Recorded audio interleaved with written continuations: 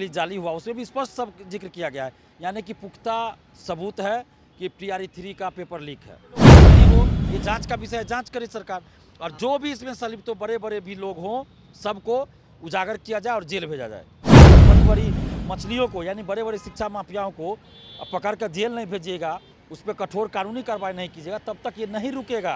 अक्टूबर 2023 को paper leak हुआ सिपाही भर्ती का, तो उस समय भी ये तेजस्वी यादव जी ये विपक्ष के नेता नहीं थे, वो सरकार में थे, उप मुख्यमंत्री थे। उस समय उन्होंने कोई ट्वीट किया था क्या पेपर लीक को लेकर? आप देख रहे हैं न्यूज़ पॉलिटिशन में हूँ आपके साथ Narottam Singh. BPSC paper leak का मामला सामने आया है, अब गिरफ्तारी भी कुछ लोगों को किया गया है। हमारे साथ छात्र नेता दिलीप है। बीपीएससी का पेपर लीक का मामला सामने आया है, अब तो गिरफ्तारी भी कर लिया गया है। आप लगातार परीक्षा रद्द करने की मांग कर रहे हैं। देखिए, परीक्षा से 2 दिन पहले ही से हलचल तेज थी और पूरे बिहार में इस बात की चर्चा चल रही थी कि परीक्षा से पहले आंसर रटवाया जाएगा, रात में होटलों में रख के, रिसोर्ट में, मैरिज हॉल में रख के, और वो बात सही साबित हो गई। आर्थिक अपराध इकाई टीम ने जो हजारीबाग से पकड़ा, कई और जगह से गिरफ्तारियाँ हुई है, तो ये तो अब साबित हो चुका है। और आंसर भी जो आया था वो भी सही मैच कर गया है। और आर्थिक अपराध इकाई पुलिस मुख्यालय का भी ये प्रेस रिलीज जाली हुआ, उसमें भी स्पष्ट सब जिक्र किया गया है, यानी कि पुख्ता सबूत है कि TRE-3 का पेपर लीक है। तो इसलिए दोनों शिफ्ट की परीक्षा रद्द हो, इफ बट नहीं चलेगा, ये जो मुँह छिपाने से काम नहीं चलेगा। अब बीपीएससी दोनों शिफ्ट की परीक्षा को रद्द करे, नहीं तो महाआंदोलन होगा। बीपीएससी ऑफिस के अंदर होगा आंदोलन, अब बीपीएससी ऑफिस के बाहर नहीं, बीपीएससी ऑफिस के अंदर आंदोलन होगा। और जो चोर लोग बैठा हुआ है बीपीएससी ऑफिस के अंदर, सबसे पहले उस सबको बाहर किया जाए।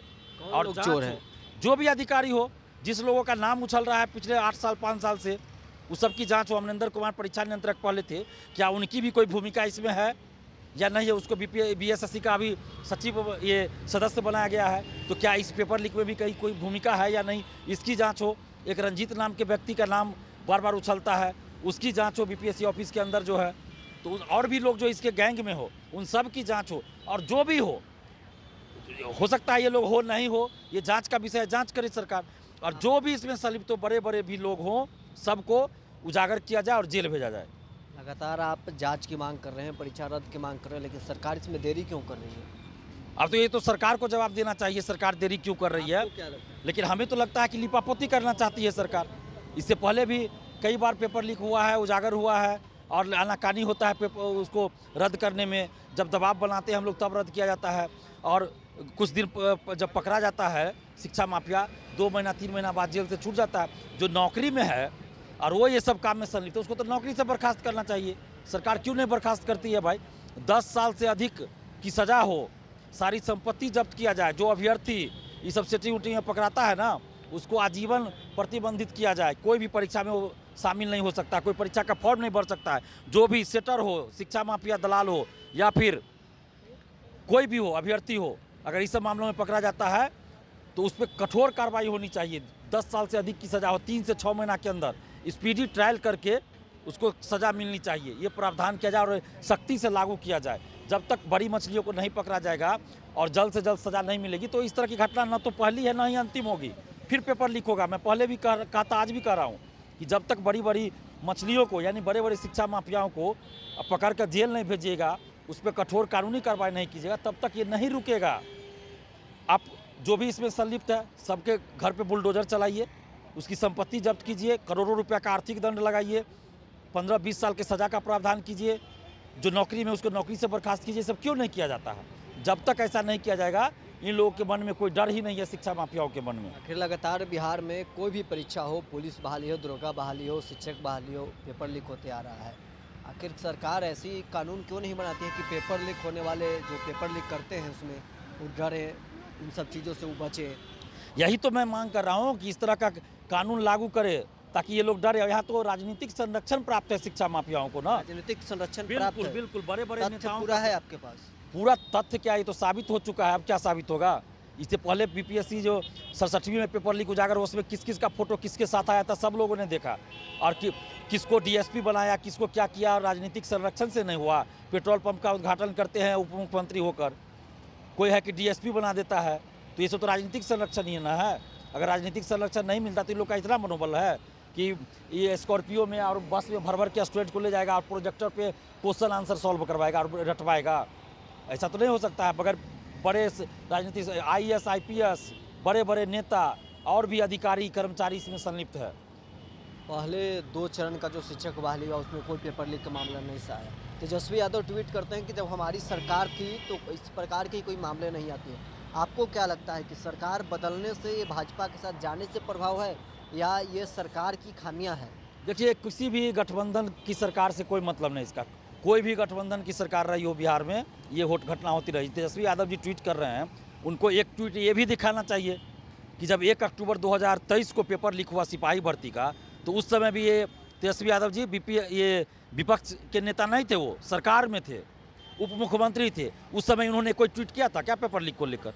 जब ये सरकार में थे, पेपर लीक हुआ BSSC CGL 3 का, उस समय कोई ट्वीट आया था इनका क्या कि हम अभ्यर्थियों के साथ हैं, हम न्याय करेंगे, जांच करवाएंगे? ये भी नहीं आया था। न ही पेपर लीक का कोई ट्वीट आया कि हाँ पेपर लीक हुआ, उस समय भी यही ट्वीट करते। तो ये सब जो राजनीतिक बयानबाजी करते हैं ना बिहार के नेता, बंद करें ये सब।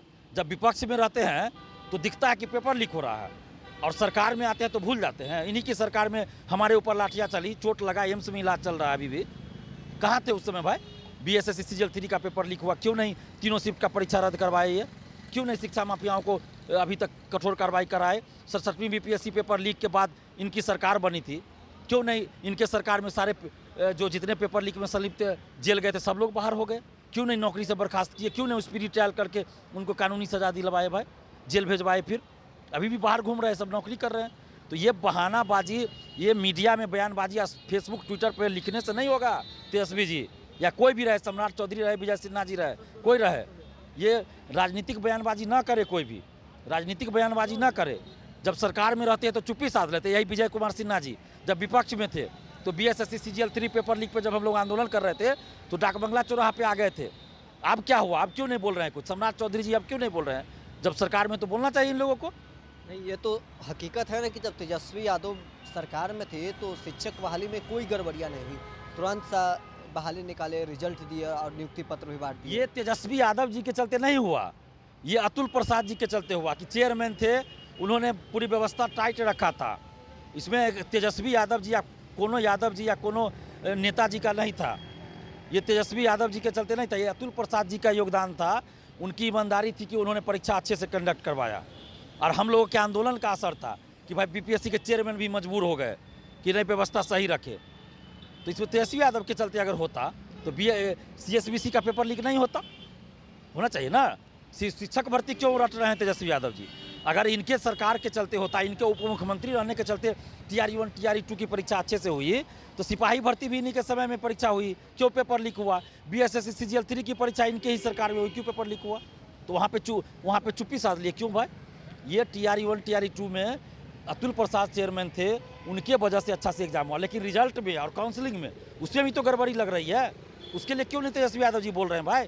काउंसलिंग में फर्जी डॉक्यूमेंट्स लगा के सब टीचर बना हुआ है, फर्जी दिव्यांग सर्टिफिकेट, फर्जी डोमिसाइल लगा के टीचर बना हुआ है, फर्जी सीटेट सर्टिफिकेट लगा के टीचर बना हुआ है। TRE 1 TRE 2 में क्यों नहीं जांच करवा रहे नीति ये तेजस्वी जी उस समय? तो विपक्ष में रहने के बाद बड़ी बड़ी बातें करना बंद करे कोई भी नेता हो, चाहे तेजस्वी जी हो, चिराग पासवान जी हो, विजय सिन्हा जी हो, सम्राट चौधरी जी या कोई भी जी हो। विपक्ष में रहने पे बड़ी बड़ी बात करते हैं, सरकार में आने के बाद भूल जाते हैं। सफलता BPSC का है तो विफलता किसकी है? BPSC की है। मैं तो कह रहा हूँ, जब BPSC में अच्छा काम हुआ हमने तारीफ किया, BPSC ऑफिस के अंदर जाकर तारीफ किया, सरकार की भी तारीफ किया। आज पेपर लीक हुआ तो BPSC का विरोध भी कर रहे हैं। ये तो BPSC के अंदर के लोगों का इसमें संलिप्तता है। बगैर अंदर की संलिप्तता के इतने बड़े पैमाने पे पेपर लीक नहीं हो सकता। अंदर के लोग इसमें इन्वॉल्व है, उसकी जांच हो, कौन कौन है वो लोग, उसकी जांच होनी चाहिए। तो आपने सुना, हमारे साथ छात्र नेता दिलीप थे जो BPSC पेपर लीक का निष्पक्ष जांच की मांग कर रहे हैं। लेकिन चलिए देखने वाली बात होगी कि आगे होता क्या है। फिलहाल के लिए बस इतना ही। आप बने रहे न्यूज़ फाउंडेशन के साथ।